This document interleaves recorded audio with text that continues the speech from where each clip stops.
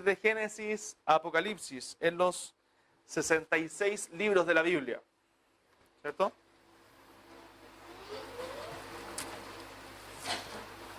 Segunda de Juan. ¿Quién leyó Segunda de Juan? Yo envié un WhatsApp a los que tienen WhatsApp. Se lo envié, ¿cierto? Y le dije si alcanzaban a leerlo, sería ideal, ¿cierto? ¿Quién alcanzó a leer a alguien? ¿Nadie?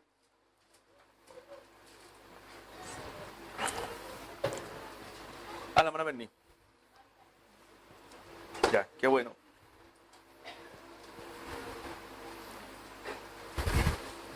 Los demás no pudieron, me imagino. Segunda de Juan. ¿Cuántas cartas o cuántos libros escribió Juan en la Biblia? ¿Cuántos? No. 5. El Evangelio de Juan, primera, segunda, tercera de Juan y Apocalipsis.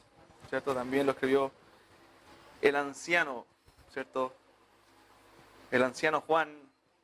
Bueno, los 5 prácticamente lo escribió ya cuando ya era un hombre anciano probablemente. Segunda de Juan entonces, capítulo, el único capítulo que tiene, vamos a leer los 13 versículos que tiene esta pequeña pero hermosa carta de la palabra de Dios. Antes oramos. Padre, en el nombre de Jesucristo nos dirigimos delante de su presencia, Señor, agradeciéndole este tiempo alrededor de su palabra. Rogamos que usted, Padre, nos pueda dirigir, usted nos pueda iluminar, Señor, y podamos disfrutar de este tiempo, Señor, navegando en este precioso, Señor, esta preciosa carta inspirada por usted, Padre. Que pueda ser de provecho espiritual para nuestras vidas y que podamos, Señor, aprender de ella, Padre, y que el Espíritu Santo pueda aplicar en nuestro corazón su santa palabra. Señor, alabamos su nombre y rogamos su bendición en Cristo, nuestro Salvador. Amén. Amén. Entonces, segunda de Juan, versículo 1 al 13. Dice la Escritura, amados hermanos, segunda de Juan, el anciano, mire cómo comienza, el anciano, recuerden que esta carta la aprendimos de memoria. Si ustedes cierran la Biblia entonces y recítenla. ¿Cierto? ¿Se acuerdan? ¿No? Ya, el anciano a la señora elegida y a sus hijos, a quienes yo amo en la verdad, y no solo yo, sino también todos los que han conocido la verdad, a causa de la verdad que permanece en nosotros y estará para siempre con nosotros. Sea con vosotros gracia, misericordia y paz de Dios Padre y del Señor Jesucristo, Hijo del Padre, en verdad y en amor. Mucho me regocijé porque he hallado a algunos de tus hijos andando en la verdad, conforme al mandamiento que recibimos del Padre. Y ahora te ruego, Señora, no como escribiéndote un nuevo mandamiento, sino el que hemos tenido desde el principio, que nos amemos unos a otros.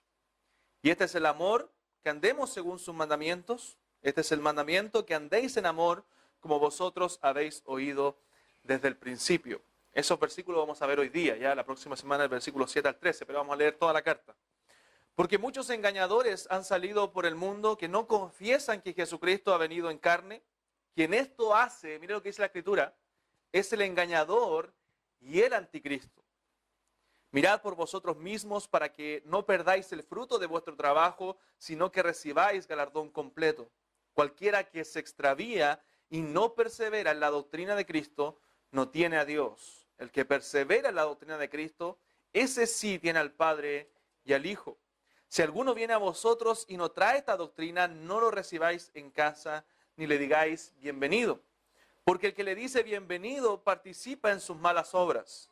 Tengo muchas cosas que escribiros, pero no he querido hacerlo por medio de papel y tinta, pues espero ir a vosotros y hablar cara a cara para que nuestro gozo sea cumplido. Ojo, ahí podemos sacar una enseñanza muy importante, ¿cierto? Un pastor por ahí dijo que las cosas no se publican en Facebook, ¿cierto?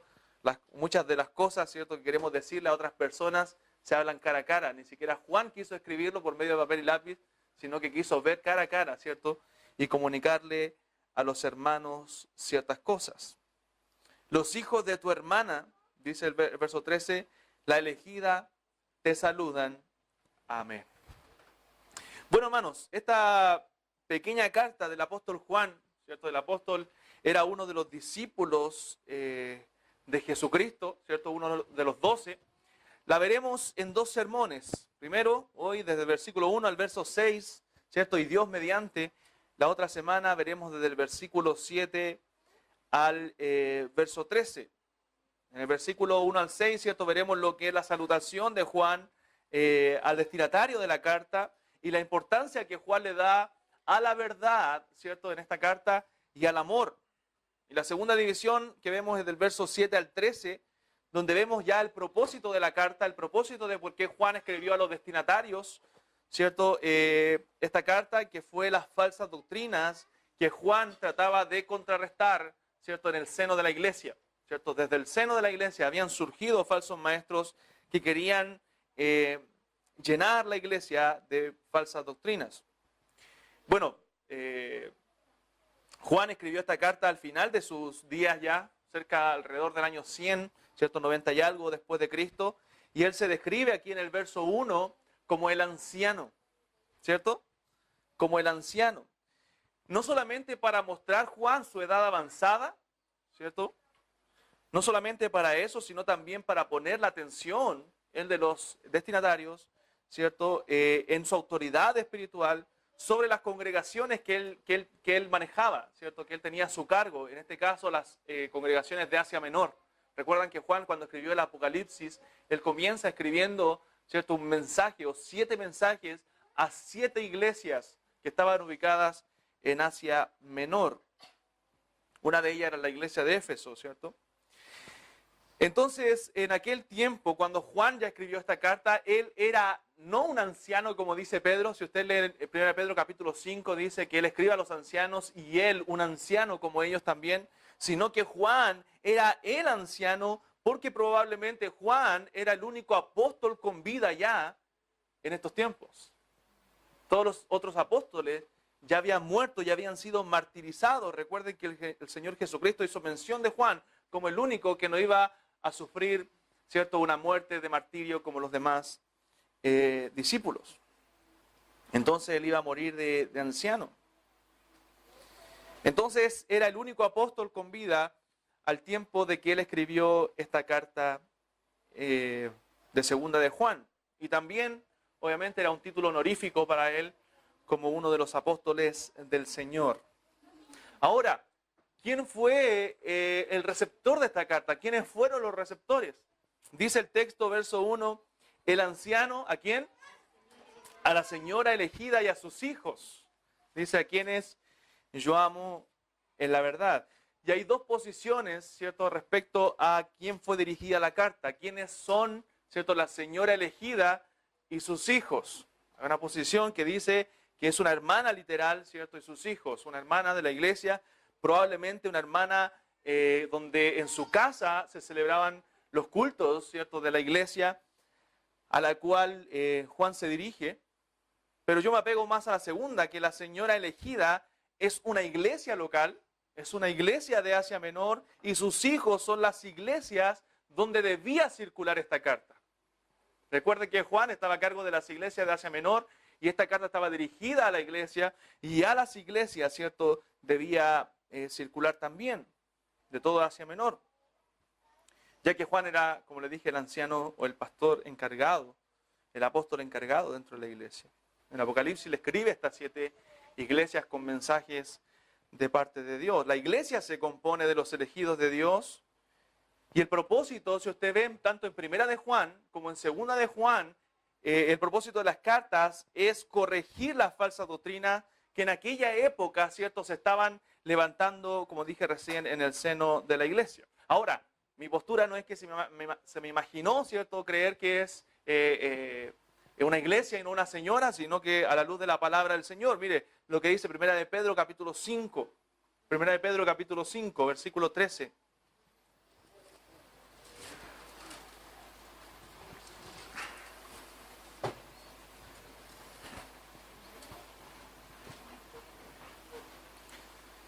Dice el texto aquí Pedro, la iglesia que está en Babilonia, ¿cierto? ¿Y qué dice ahora? Elegida juntamente con vosotros, y Marco mi hijo os saludan. Aquí vemos un texto similar, aunque Pedro se está refiriendo directamente a la iglesia. Pero muchas de las cartas que se escribían en aquellos tiempos, hermanos, no eran mencionados los nombres de las iglesias, cuando estaban dirigidas a las iglesias, por la persecución que había y porque esa carta se podía extraviar en el camino, ¿cierto? Y podían perseguir o martirizar a las iglesias ubicadas en cierto lugar. Y por eso creo yo que Juan usaba, ¿cierto?, este nombre de la señora elegida, porque ni siquiera menciona un nombre propio, ¿cierto?, para referirse si fuera una persona en particular. Por eso creo yo que está dirigiéndose a una iglesia, ya a las iglesias de Asia Menor. ¿Por qué? Porque esta falsa doctrina no se estaba levantando en una casa, se estaba levantando en las iglesias de aquel entonces. Entonces, el propósito de la carta es combatir, ¿cierto?, y evidenciar las herejías. Primera de Juan también tiene capítulos dedicados a esta herejía que se está levantando. Y estas falsas doctrinas se estaban levantando desde ya hace un tiempo en la iglesia, en las congregaciones del primer siglo. Y una de las falsas doctrinas específicas que se combaten, usted puede ver en Colosenses también decenas de años antes, ¿cierto?, es la que llamamos el gnosticismo, o se llamó después, en el segundo siglo ya, el gnosticismo. ¿Qué es el gnosticismo? Viene de la palabra griega gnosis. Yo creo que entienda un poco eso. Hemos hablado harto últimamente en la historia de la iglesia, en Colosenses, del gnosticismo, pero creo que quizás todavía no está muy claro en medio nuestro, pero gnosis, ¿cierto?, en griego es conocimiento. Conocimiento. Y el ismo, obviamente, es un sufijo que siempre denota una creencia, una doctrina, ¿cierto?, una teoría, un sistema. Cuando hablamos de budismo, cristianismo, ¿cierto?, gnosticismo, estamos hablando de una creencia, de una doctrina, ¿cierto?, de una teoría o hasta de un sistema. Entonces, viene de la doctrina del conocimiento. ¿Quiénes eran y qué creían los gnósticos? Eran un movimiento religioso de aquella época que ponía énfasis en la salvación y también en la santificación ya de los cristianos a través de la gnosis, del conocimiento, ¿ya? Ellos creían que a través del conocimiento de Dios, del conocimiento intelectual de las cosas de Dios, ¿cierto?, podían llegar a la salvación.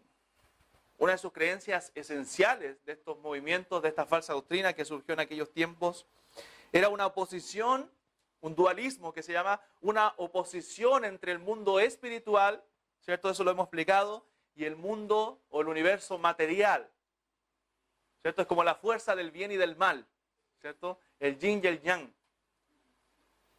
Cosa que la Biblia no avala en ninguna parte, ¿cierto? Y de ese grupo gnóstico, de esta doctrina religiosa, ¿cierto?, surgían grupos ascetas que también hemos mencionado. Recuerdan el libro de Colosenses. El ascetismo es una doctrina que propone alcanzar la espiritualidad y la salvación mediante un estilo de vida, ¿cierto? Mediante la precariedad, ¿cierto?, en su estilo de vida. Eso es lo que decían en Colosenses: no toques, ¿cierto?, no hagas esto, no comas esto, ¿cierto? Porque eso te puede contaminar. No toques lo material, porque eso es malo. No comas esto porque eso es malo, ¿cierto? Y hoy día existen esos grupos ascetas todavía, que tratan de prohibir cosas a la gente que no aparecen en la palabra de Dios, ¿cierto? Entonces Pablo trata eso en Colosenses. Otros decían también, otros grupos ascetas de los gnósticos, decían que no había que casarse. Recuerdan que Pablo dice que cuando se levantarían falsos maestros, algunos de ellos prohibirían casarse.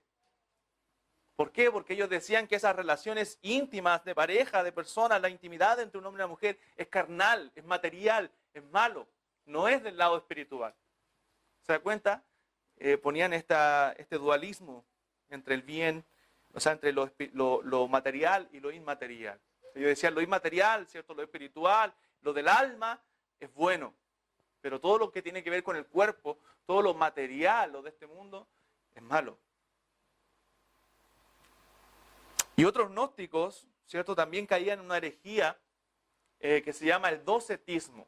Vamos a mencionar varios términos. Yo después puedo enviarles estos nombres o dárselos si se lo olvidan.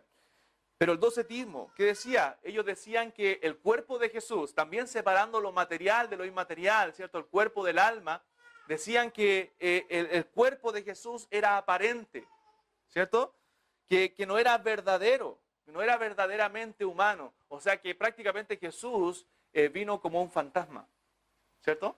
¿Por qué? Porque Jesús, siendo Dios, no podía haberse contaminado con lo material, no podría haber venido en cuerpo, no podría haber venido en carne.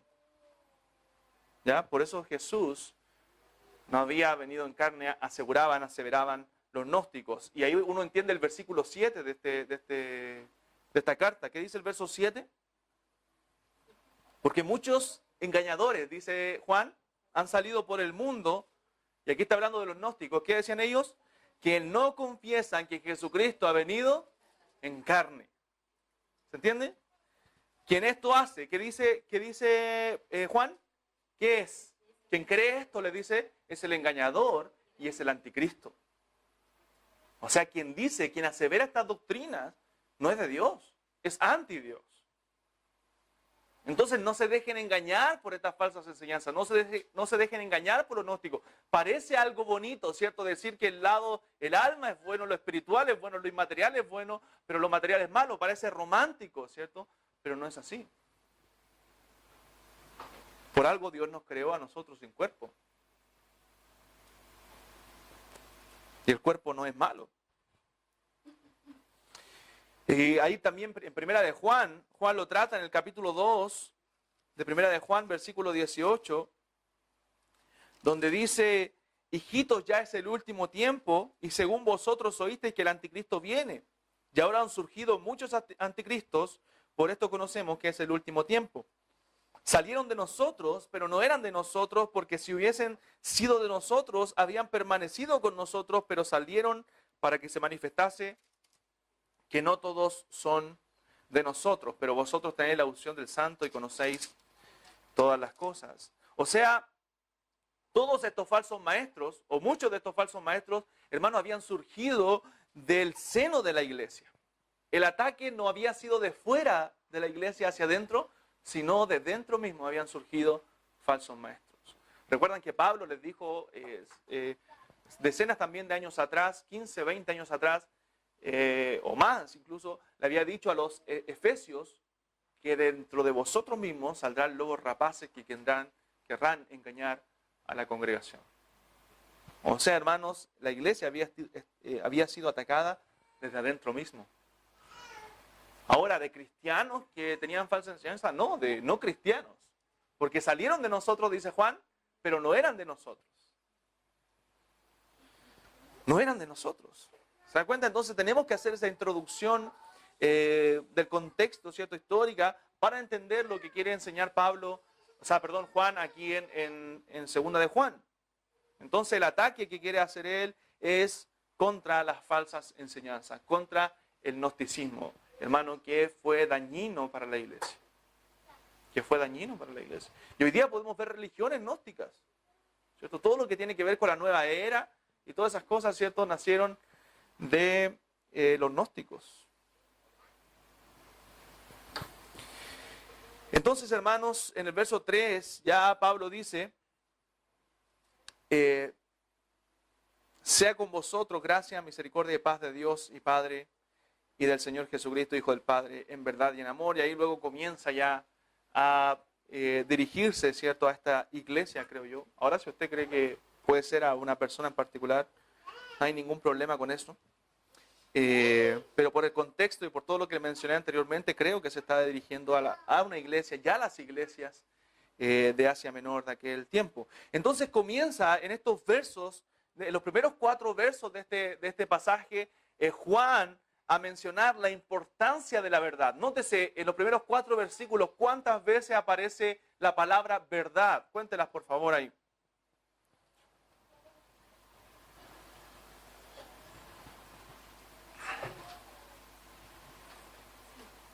5. 5. En los primeros 4 versículos tenemos 5 veces, ¿cierto?, la palabra verdad. Note eso también cuando usted estudia la Biblia, que si pasa por un texto y aparece muchas veces, ¿cierto?, una palabra, un verbo, algo, tiene que tomar atención, ¿cierto?, porque por ahí puede andar el significado del texto. Entonces vemos 5 veces la repetición de esta palabra verdad. Nos dice Dios, aquí nos dice Juan, que tiene una importancia esta palabra. Ahora, ¿de qué verdad está hablando Juan aquí? Esa es la pregunta. ¿De qué verdad está hablando Juan aquí? ¿De qué verdad cree usted? ¿O a qué se está refiriendo con la verdad? ¿Mm? A la palabra de Dios. A la palabra de Dios. La verdad de la palabra de Dios. La verdad de las doctrinas fundamentales que tienen que ver con el Evangelio, que tienen que ver con Cristo, que tienen que ver con el amor y con la obediencia, porque resalta la verdad para después, desde el verso 7 en adelante, Juan hablar de la mentira, Juan hablar de la falsedad, Juan hablar del evangelio tergiversado, ¿cierto? O de las enseñanzas tergiversadas que estaban dando estos gnósticos, diciendo que Jesucristo no había venido en carne. Entonces nos habla de la verdad de Cristo, de la doctrina de Cristo, del amor y también de la obediencia. Hermano, qué importante es tener la verdad. Qué importante es refugiarnos en la verdad, cimentarnos, ¿cierto?, en la Escritura, en esa verdad. De hecho, dice en el verso 2, a causa de la verdad que permanece en nosotros y estará para siempre con nosotros. O sea, esa verdad, ¿cierto?, estará para siempre con nosotros. Son las doctrinas, la enseñanza, la palabra del Dios que no cambia. Del Dios inmutable, del Dios que estará, ¿cierto?, para siempre con nosotros. Su palabra nos debe acompañar siempre. Entonces, hermano, una iglesia que no tiene la Biblia, la palabra como el fundamento de su vida, entonces no está en la verdad. Una iglesia que no tiene las doctrinas fundamentales. Y no estoy diciendo que una iglesia que habla la Escritura solamente, sino que enseñe la Escritura correctamente, que enseñe las doctrinas correctamente. Porque una iglesia puede leer un pasaje de la Escritura, pero sacarlo al contexto que quieran. Sino que una iglesia, para tener la verdad, su doctrina debe estar fundamentada en la palabra de Dios. Las verdades fundamentales deben estar basadas en la Escritura. Hay iglesias que no saben ni siquiera lo que creen, hermano. Que puede llegar una persona y creer cualquier cosa y está bien. Porque nadie sabe qué es lo que creen. Tener la verdad significa ser guiados y enseñados por la palabra.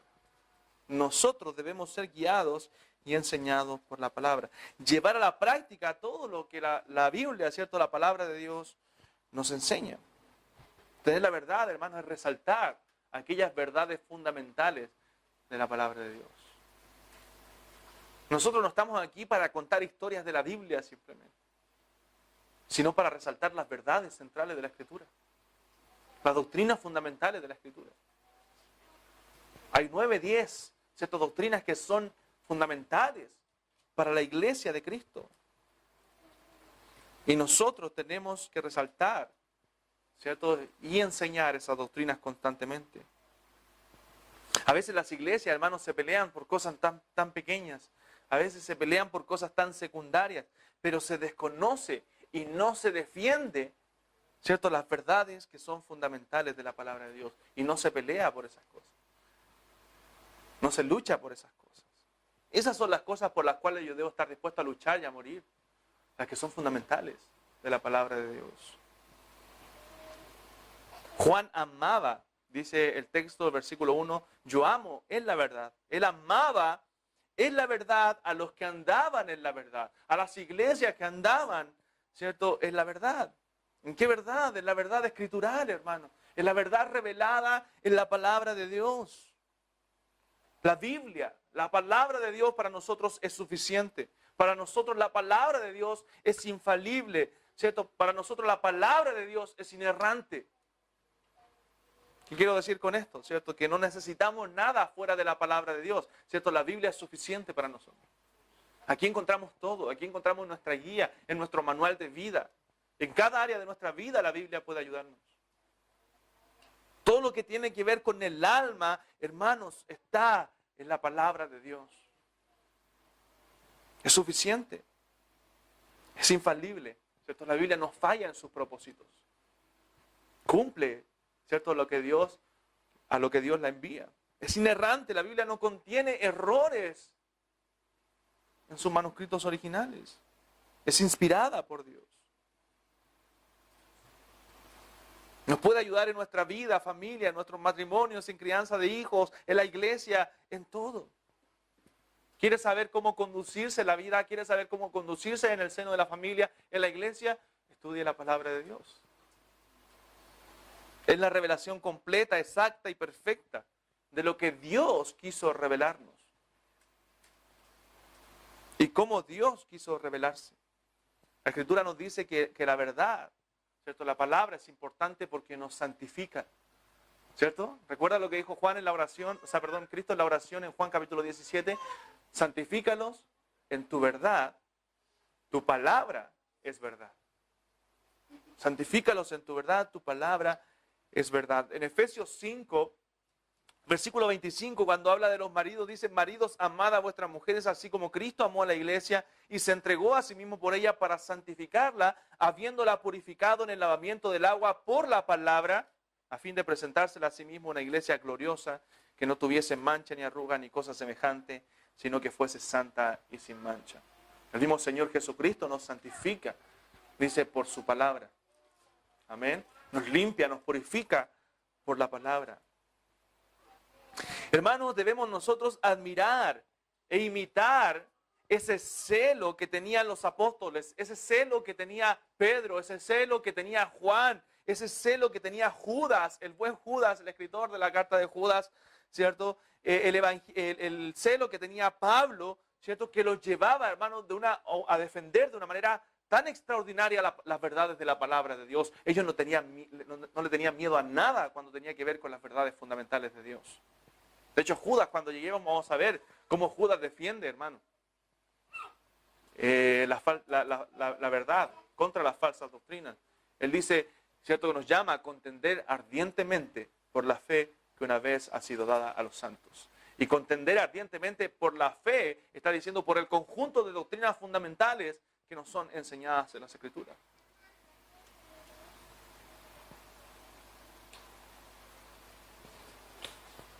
Pero a veces no podemos defender las verdades porque no las conocemos. Ellos no defendían caprichos, hermanos. Vemos a Pablo incluso defendiendo contra el mismo Pedro la hipocresía por la falsa doctrina y por la herejía de los judaizantes, de los legalistas que querían llevar, ¿cierto?, o decir que Cristo no era suficiente en el libro de los Gálatas. Y Pablo les dice: eres hipócrita, Pedro, lo que estás haciendo. Es hipocresía. Pablo con el mismo Pedro. Y hermano, no era que estaba defendiendo un capricho o quería avergonzarlo Pablo o se creía más que Pedro. No, hermano, estaba defendiendo la doctrina. Cristo y solo Cristo. Con el mismo Pedro.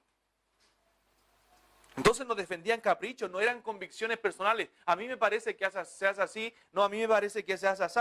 No, no eran cosas insignificantes y secundarias. Lo que estaban defendiendo ellos ardientemente eran las verdades de la palabra de Dios, las doctrinas fundamentales de nuestra fe cristiana.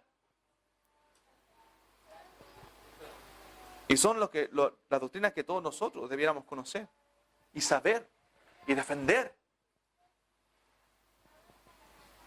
Juan no está defendiendo si la cena del Señor se debía tomar con vino o con jugo de uva, o por si cuáles dones espirituales estaban vigentes, ¿cierto?, o no estaban vigentes, cuáles operativos y cuáles no, sino que el Evangelio estaba en juego. Eso es lo que estaba defendiendo, cosas realmente relevantes, importantes.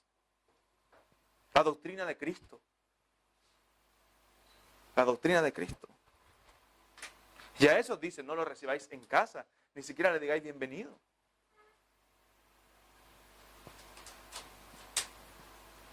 El problema, hermanos, era que la falsedad quería introducirse en la iglesia y sacar a la verdad de su lugar. Echar por tierra la autoridad de la palabra de Dios. Cuando una iglesia permite las herejías, cuando una iglesia permite las falsas doctrinas, hermanos, lo que está haciendo es echar por tierra la palabra de Dios. Y meter filosofías, meter mitos, cosas que parecen espirituales, ¿cierto? Soy tan, a veces, ignorante en la palabra de Dios, que hay cosas que me parecen tan espirituales, ¿cierto? Yo quiero adoptarlas en mi vida. Quiero adoptarlas en la iglesia. Pero hermanos, debo ver que si esas cosas están basadas en la Escritura, si no tienen base escritural, ¿de qué me sirven? Por muy lindo que parezca, por muy emocional, Cristo no vino en carne. Esa es una doctrina vital. Si Cristo nos vino en carne, entonces Él no pagó literalmente en carne por nuestros pecados. No se identificó con nosotros físicamente, con los pecadores.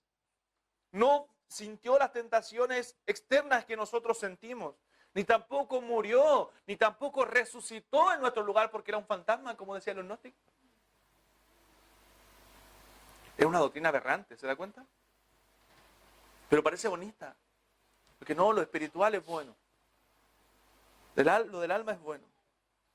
Es una creencia romántica. Pero hermano, cuando una persona conoce la Biblia, como Juan, como los apóstoles, ¿cierto? No le pueden meter, como se dice vulgarmente, el dedo en la boca.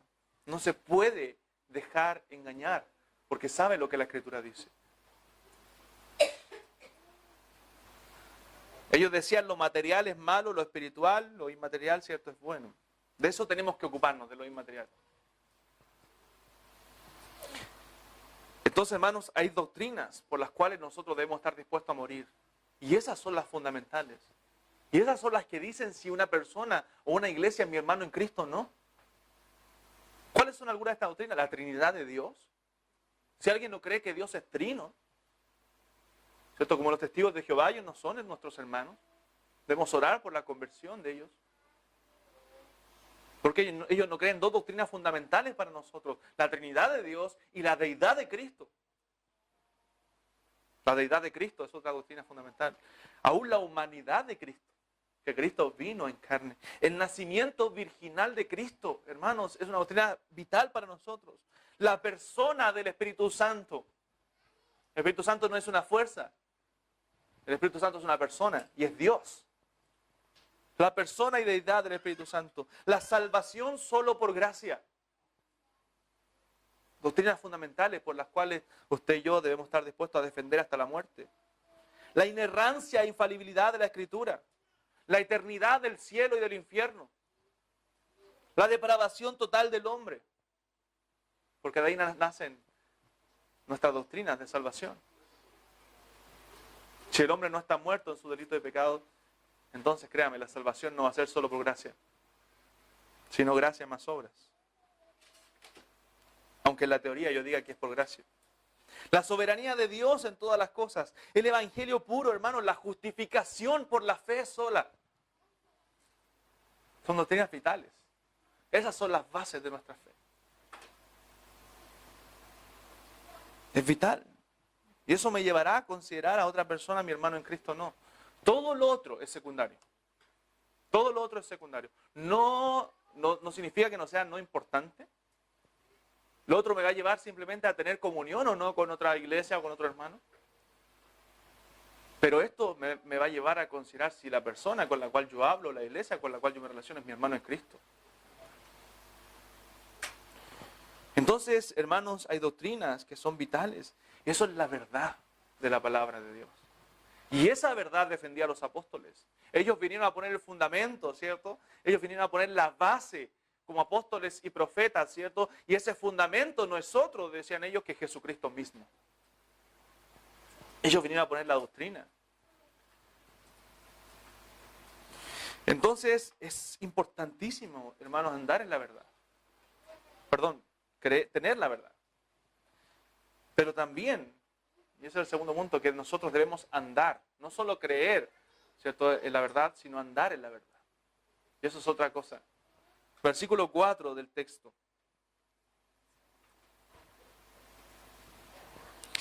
Versículo 4. Dice, mucho me regocijé porque he hallado a algunos de tus hijos. ¿Qué dice? Andando, y usa el verbo aquí andar, ¿cierto? Andando en la verdad, conforme al mandamiento que recibimos del Padre.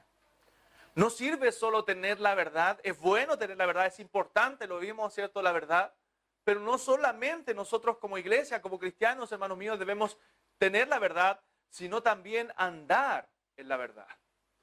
Andar en la verdad. Y el verbo que usa Juan aquí en el verso 4, andar, es peripateo en el griego, que se usa para un caminante, ¿cierto? Pero en el texto habla figuradamente, ¿cierto? Como un caminante, pero para alguien que camina en la verdad en sus actividades de la vida diaria, en su andar diario.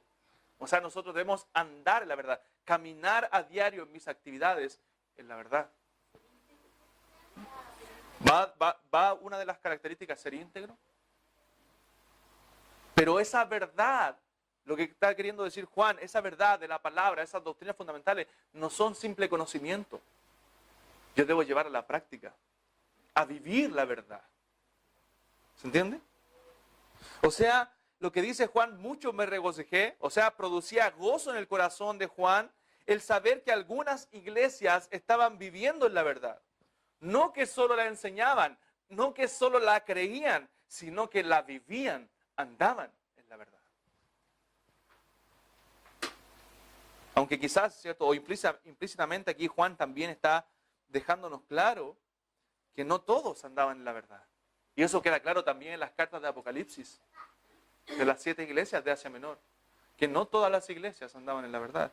Y aquí dice que muchos se regocijó porque ha hallado a algunos de tus hijos andando en la verdad. Algunos de tus hijos. Entonces, lamentablemente es probable, hermanos, que algunas de estas iglesias de Asia Menor habían abrazado, ¿cierto? Habían creído a estas falsas doctrinas que enseñaba el gnosticismo. Así como los gálatas cayeron en el judaísmo, ¿cierto? En aquellos que decían tienen que, aparte de ser salvos, circuncidarse, ¿cierto? Y cumplir ritos y días y leyes, etcétera. Y Pablo le dice, vosotros corréis bien, pero ¿quién os fascinó para seguir este evangelio diferente? O sea, le llama ya al agregarle a Cristo otras cosas, Cristo más obras, ¿cierto? Gracias más cosas, le llama un evangelio diferente. Porque solo Cristo es suficiente para nosotros. Y así como los gálatas siguieron los judaizantes, probablemente algunas iglesias de Asia Menor, que eran griegas, ¿cierto? Habían seguido este cristianismo helenizado de los gnósticos. Hermanos, qué lamentable es cuando las falsas doctrinas contaminan la iglesia. Porque esas iglesias han dejado de lado la palabra de Dios. Esas iglesias están debilitadas. Se dejan engañar por cualquier viento de doctrina. Y el problema mayor es que no hay nadie que las defienda. No hay nadie. ¿Por qué? Porque no conocen las verdades fundamentales de la palabra de Dios. Que algunas de ellas yo se las mencioné recién. Entonces, hermanos, lo que el texto nos enseña es que no basta solo con saber la verdad, con creer la verdad, sino hay que vivirla. Nuestras vidas deben ser testimonio de la verdad. Nuestras vidas deben ser luz. Y el claro ejemplo, ¿cierto? Es la iglesia de Éfeso. Si usted va a Apocalipsis, Juan le dice a la iglesia, o Dios, ¿cierto? Le dice a la iglesia de Éfeso, yo he visto tu arduo trabajo y paciencia, ¿cierto? Y les da ciertas características buenas que tenían ellos, creían en la verdad, pero ¿qué le dice el Señor? Tengo contra ti, que has dejado tu primer amor. O sea, ellos tenían la verdad, creían en la verdad, tenían sana doctrina, pero no había fuego en el corazón. No tenían ese primer amor, no había un amor profundo, hermano, y vivencial, ¿cierto? Experimental por la palabra de Dios. Creían la verdad, pero no había ese fuego en el corazón. ¿Se da cuenta que a veces creemos tener la verdad y nos sentimos orgullosos de tener la verdad, pero no está acompañada con ese fuego en el corazón, con ese amor que debe haber del creyente, ¿cierto? Por Dios, y ese amor del creyente por su palabra. La pregunta es, ¿está dando fruto en la palabra de Dios en nosotros? Esa verdad que es sembrada en su corazón, ¿está dando fruto? ¿Está transformándonos día a día conforme a la imagen de Cristo? ¿Estamos adornando el Evangelio con ese buen ejemplo de vida, con ese cristianismo experimental, con ese fuego en el corazón? Hermanos, nuestra doctrina no es un mero conocimiento intelectual que deja los corazones fríos. Nuestra doctrina es vida. Llena los corazones de fuego. Llena los corazones de luz. Llena los corazones de Dios, de amor. Y da mucho fruto.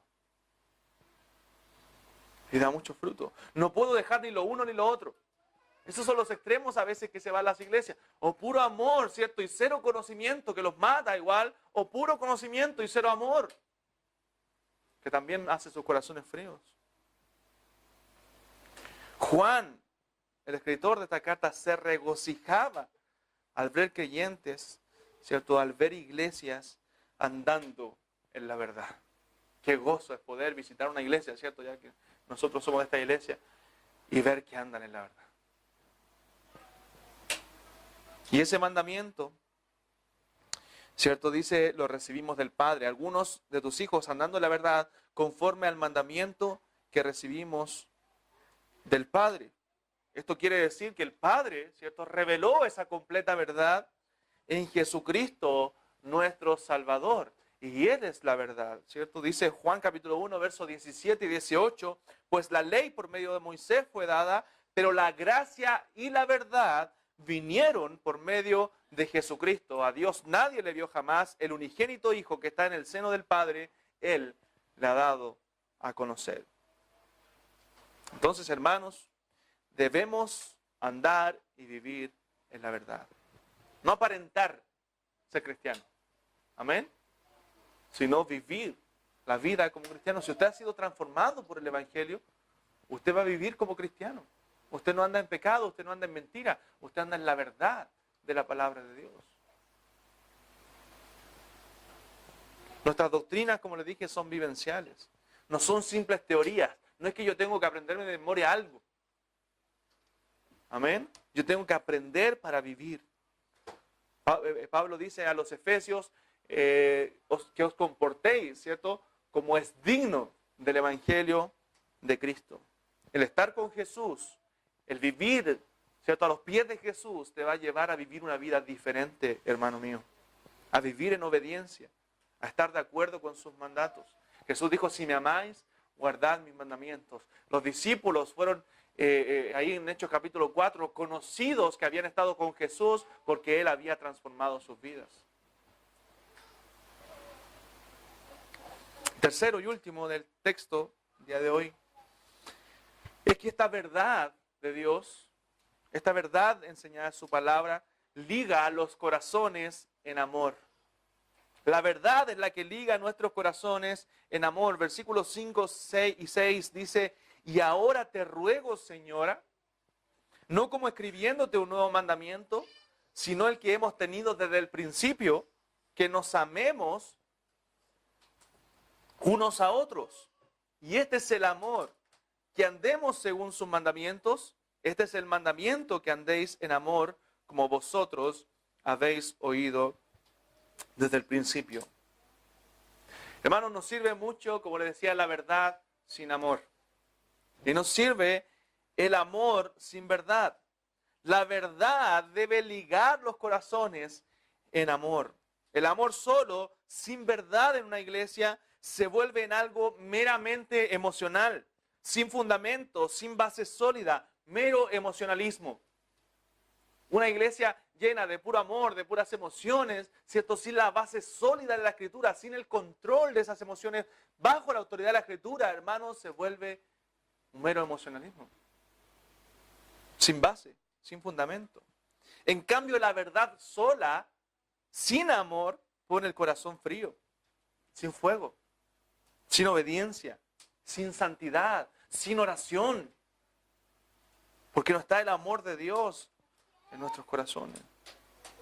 En cambio, ¿qué nos enseña la Escritura? La Escritura nos dice que estas dos cosas no están separadas, estas dos cosas se complementan. Dice la Escritura que debemos seguir la verdad en amor. Eso es una mezcla perfecta y fuerte. Miren lo que dice Efesios capítulo 4. Efesios capítulo 4, vaya ese texto.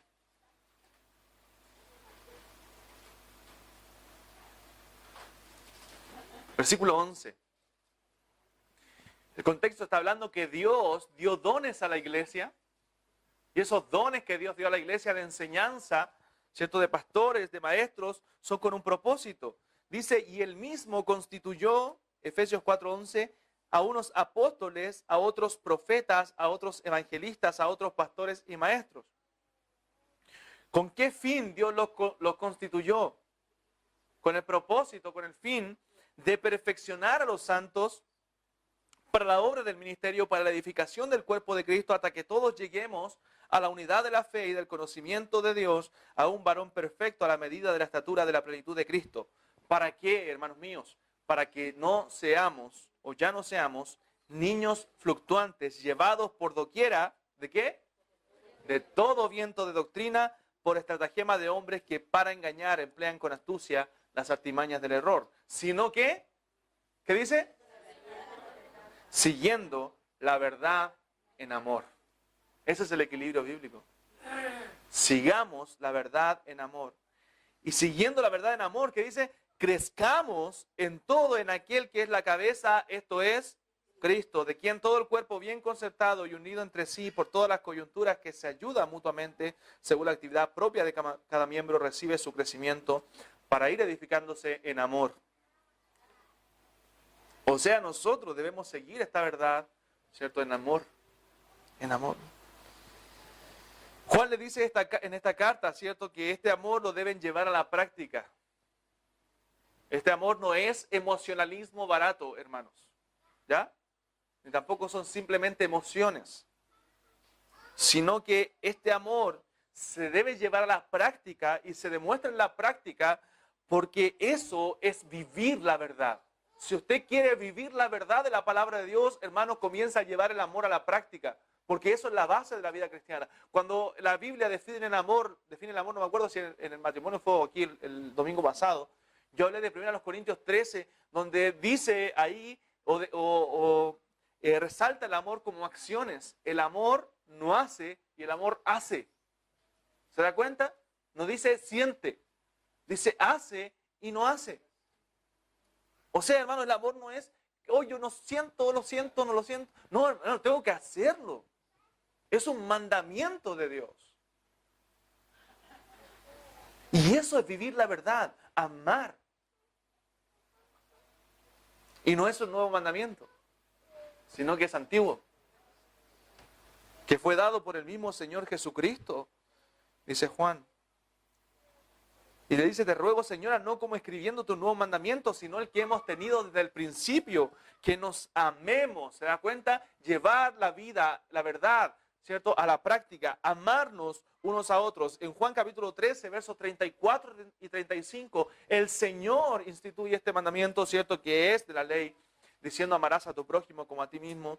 Pero Él dice, un mandamiento nuevo os doy, que os améis unos a otros, como yo os he amado, que también os améis unos a otros. En esto conocerán todos que sois mis discípulos, si tuvierais amor los unos con los otros. Hermanos, hemos tenido este mandamiento desde que la iglesia comenzó. Ya en segunda de Juan, ¿cierto? En el primer siglo no era nuevo. Menos hoy día para la iglesia después de 2000 años. Es el mandamiento que hemos tenido desde el principio, que nos amemos unos a otros. La iglesia debe amarse. La hermandad debe amarse. Porque es un mandamiento que hemos tenido desde el principio. No existe tal cristiano como el cristiano sin amor, hermanos míos. No existe, porque el fruto del Espíritu es amor. La vida del cristiano es amar a otros. Y nuevamente usa Juan este verbo andar, ¿cierto? Ahora, pero para no andar en la verdad, sino para andar en amor, en el versículo 6, y este es el amor, que andemos según sus mandamientos, y este es el mandamiento, que andéis en amor, vivir el amor cristiano. Tenemos, hermano, la obligación, tenemos el mandamiento en la palabra de Dios de mostrar amor verdadero y amor sincero por nuestros hermanos. A veces nos excusamos, ¿cierto? Como le decía, no lo siento. Yo no siento amar a esa persona. ¿Cómo voy a ser hipócrita? ¿Cierto? No, no se trata de ser hipócrita. Se trata de que sea obediente a la palabra de Dios. Es un mandamiento. Amarnos unos a otros. No es un sentimiento, hermanos míos. Es un mandamiento que yo debo poner en acción. que debo andar en amor. Y el andar, como les decían antes, lo que quiere decir este verbo griego peripateo es en nuestra conducta diaria, nuestro andar diario, nuestro caminar diario. Debemos andar en amor, vivir en amor. Y la verdad de Dios, ¿cierto? El mandamiento de la palabra de Dios, ¿cierto? Es que debemos andar en amor. Seguir la verdad en amor. La verdad sin amor, hermanos, lo único que hace es endurecer el corazón. Es un conocimiento intelectual. En cambio, la palabra de Dios, ¿cierto? Nos enseña que es experimentar.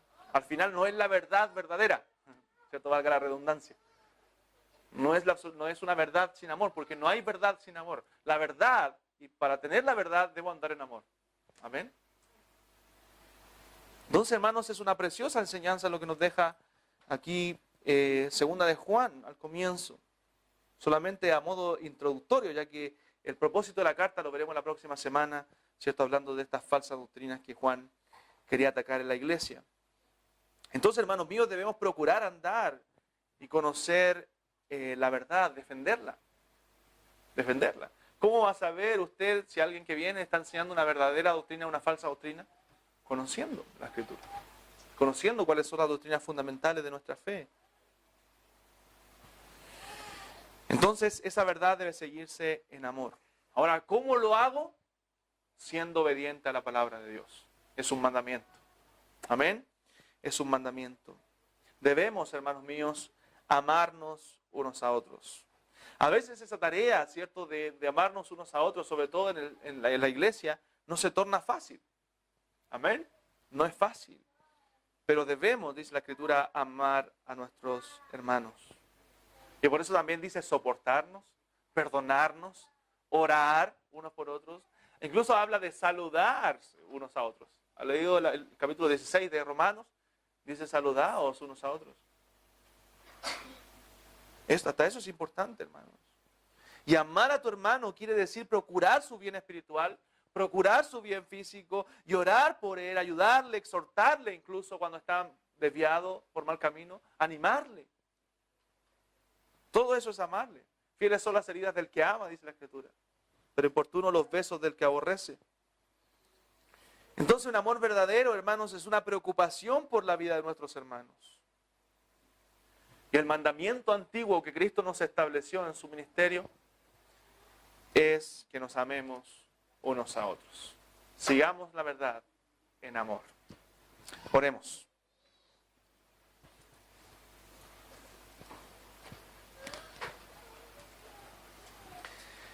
Padre Santo, en el nombre de Cristo, le damos gracias, Señor, por su palabra.